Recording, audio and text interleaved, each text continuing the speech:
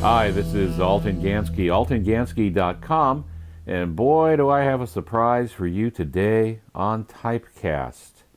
There's a good chance that you have never seen one of these, and I'm not bragging here, because I have never seen one of these until just a day or two ago. Actually, it was a Saturday. When I was out with my wife, we were getting a cup of coffee in a town nearby, one of our favorite coffee places.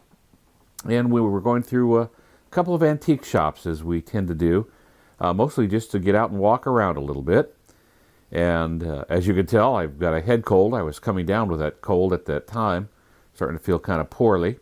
But we were walking through one of the antique stores when I looked down on the floor and I saw this. That's right, it was down on the floor and it was sitting on a wood case that was for something entirely different than this. So what is this? Well, as you can see, it is a Daugherty Visible typewriter. Now, what does that mean? Seems kind of an odd thing to say, a Daugherty Visible typewriter. Aren't all typewriters visible? Well, they weren't. Back in the early days, many typewriters would type underneath the platen, underneath the roller. And the keys would come up and strike underneath, and that means you could not see what you were typing. You couldn't see if you'd made a mistake, or the paragraph was lining up the way you wanted. So it's a very difficult thing to do, to be a typist working that way. So several people tried to create typewriters where you could see what you were typing. One of the most famous one is Oliver. He was a Methodist minister out of Canada that made one. The Oliver typewriter lasted a very long time. I have one that's in very bad shape in my garage, but I wanted to at least claim it. But this one is very different, and it's because it is quite rare. Now, I'm going to tell you the story of this, even though it means I'm going to have to make fun of myself. I don't know if it was because I was coming down with the cold or what, but I saw it there, as I mentioned, in the typewriter, not the typewriter store, the antique store, and I took a picture of it, and I belong to a Facebook group that deals with typewriter collecting, so I just posted it there for fun. That's what some of the people do, and you come across something that's interesting, and I really didn't give it a second thought. I didn't know what I was looking at. Turns out these are quite rare, very desirable, even in the condition that it's in. Now, it's not in good condition. It's very old, and it shows its age. Now, when I say it's very old, this typewriter, well, it was invented and first came out in 1891. This one's just a little bit younger, 1895. Out of Pittsburgh.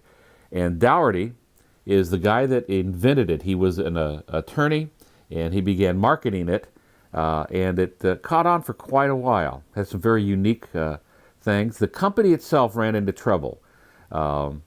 It worked quite well for a number of years, and then something happened, and they produced a whole bunch of faulty ones, and that caused them to have to reorganize. About 2,500 bad typewriters. And I've read a couple of different reasons why that happened. I don't know for certain. But nonetheless, it caused them to reorganize as the Pittsburgh Typewriter Company, and that was reorganized a time or two. All of these being made in Pittsburgh. Well, let's take a look at it here. This is the oldest typewriter I've ever laid hands on, 123 years old. I've got one from 1915, but that's not nearly as old as this thing. Notice the Daugherty Visible, again meaning that the typist could see what was being typed. Notice the fascinating ribbon covers. These are not very shiny now, but they would have been at the time. They're nickel plated, and all the what's supposed to be shiny metal, that is quite aged now, was nickel plated. And you can see that the platen, that is the roller there, is kind of worse for wear, as well as the pressure roller right beneath it. That would be this thing here, I believe. I'm not as familiar with these as I should be, or would like to be. And I'm only going to have this in my possession for a short time. One of the members of the typewriter group asked me if I would help him get that, and I did. So this will be winging its way across the country to the East Coast here in the next day or two. Now, as we zoom in on this a little bit, you'll see that it has very long type bars. The type bars are what hold the type slug and connect it to the linkage. These are the type bars along here. You can see they're kind of corroded, and it just needs a very general and vigorous cleaning. And these are rather unique, and probably the weakness, as I understand it, for these, because they did not always align properly. They're so long. So what happens is the type bar comes up. Let me see if I can get hold of one here. And would strike the platen. There we go. Would strike the platen, but you see it's very long. It means these can wiggle a little bit on the way up. But nonetheless, it was still very inventive to become what many consider the first modern typewriter. That is, front striking and having 4 rows of keys. So let's look at these keys here. Many typewriters had 3, like the Corona Model 3, which meant not only did you have a shift key, but you had a figure key to be able to get everything. Well, now let's look at the keys here. One of the things that makes this a modern typewriter is that it has 4 rows of keys. It's better to call them banks of keys. That's how they're normally referred to. But it has 4 rows of keys, 4 banks. You can see some of the keys are a little worn. The T has lost some of its paint. Same thing with the A. It's the QWERTY system. You see the $ tells us it's an American keyboard. The M is missing some things here. But a very useful keyboard. Nicely dished keys on there. And it may look to you like it's made of plastic. But if you've been around the typewriter world very long, you know that it's really not plastic. Plastic keys don't become, popular in mass production until really around the end of World War II. After that, when glass keys were being replaced, some would use a metal key that had an enamel on it. These, I believe, best I can tell, are made of celluloid. That's what the Oliver was made of. And by celluloid, I mean the material that was used to make billiard balls. Very hard, very durable. They're have, and it's going to be a little hard to show you this, but if you notice there are angles on it. They're not round. They're sort of chiseled, hexagonal perhaps. So fascinating work there. Over here is the shift key, and you have one over here. Now again, this would be nickel. Down here you have another nameplate that says Daugherty on it. Now, one of the things that makes this very interesting is the shift key. You push the shift key down, and let me back up here now. You push the shift key down, and notice what happens to what we would normally call a type basket, though this doesn't look much like a basket, but anyway, the type bar mechanism. It rocks. Instead of moving up and down, or having the platen move up and down, that is, the carriage move up and down, is what would become popular for a while. Then they would do a carriage shift, a basket shift, segmented shift is what I'm trying to say, a segment shift in which it would drop down. This one rocks. So we have a little fulcrum here, and this leads us to the next thing that's very interesting about this. You can take this whole thing out. It was one of the unique things. If you needed a different typeface, maybe larger type, maybe smaller, whatever was being offered, by taking the screws out here and on the other side at the pivot point, and here's the other shift key over here, you could lift this whole mechanism out. Just grab the whole mechanism and you can pull it out and put another one in, put the screws back in, and you are good to go. So rather unique design in that. Only one knob, no knob on this side. We have a little release, paper release. Lovely bell. Get that shined up would be nice. Lovely little bell. And then over here we have the knob for the platen, and then a few other items.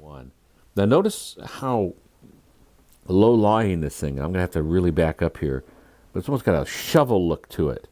It's very long. It's reminiscent of the typewriters of the day. It's got that very antique kind of look, as opposed to being boxy, such as we have on that Woodstock over there. It was just kind of sleek looking, almost like a sled, a shovel, I don't know, the front end of a bulldozer. Very, very kind of unique in that. So had a very unique appearance to it. It is rather long. It's, as you might imagine, being all metal, it's pretty heavy. I believe the manufactured weight is 17.5 pounds. No case for it. Sometimes you see these, if you do see them ever, mounted to a board. One of the other funny things in this is when I posted this, I wasn't really thinking about it. I just thought, this is a typewriter I don't know anything about. I'll put it on the Facebook page and see if I can learn anything. And then some of the people just went nuts, almost ordering me to buy it. I believe one comment was, buy it for $75, race out the front door laughing hysterically. And that's because of all the typewriters that came out of Daugherty, which would become Pittsburgh and so on. The later ones are not all that rare, but apparently these are quite rare. I've only seen one other for sale, and that was for like $700. And then I've been told that ones even in this condition can go well over $1,000 for these. Now, what would you do with one of these if you're a collector? Well, if you're especially skilled and you can, it's almost impossible to get parts, but if you can, manufacture parts or do something to get it working, that's great. You could do that, and that would be quite an achievement for a typewriter this old and in this condition. But what some people do is they leave them just as they are, as sort of a testimony to a time and to the number of years the thing has been on the earth as a typewriter. And they become kind of display pieces, sort of historical memorabilia. And in my case, if I were able to keep this, that's probably what I would do. I initially walked away because I thought, well, I've got to be focused on some other things here in the next few months, and I would really not be able to get to it in a long time, and I don't want to spend that much time trying to get it fixed up right now, which is, probably bad thinking on my part. But nonetheless, some will do that kind of work, but others will just take it and put it in their collection and admire it for the technology it was at the time. Well, there it is. I'm indebted to a couple of people who have written books, able to give me some information on this, and you can find them at my website. I have a page on my website for books on typewriters. The ones I used for this is Typewriter, A Celebration of the Ultimate Writing Machine by Paul Robert and Peter Wheel. Great, great book. Fun to look at. The publishers did a fabulous job with it, as well as the authors. And then another book, Typewriters, Iconic Machines from the Golden Age of Mechanical Writing. And that came out of San Francisco, written by Anthony Casillo. You can get that information again at my website, and even link to them if you want. If you have an interest in buying them, you can just link from there to that. So here it is, an 1895 Daugherty Visible, quite rare typewriter, and long sought after by typewriter collectors. I did set my little setup here a little bit different so you can see the black. My little turntable's black, and this thing was disappearing into it, so I try to put something a little lighter under there so it'd be easier to see on video. Well, once again, there it is. I appreciate you watching. Give some thought to subscribing if you feel comfortable doing that. And again, this is Alton Gansky, altongansky.com. Goodbye for now.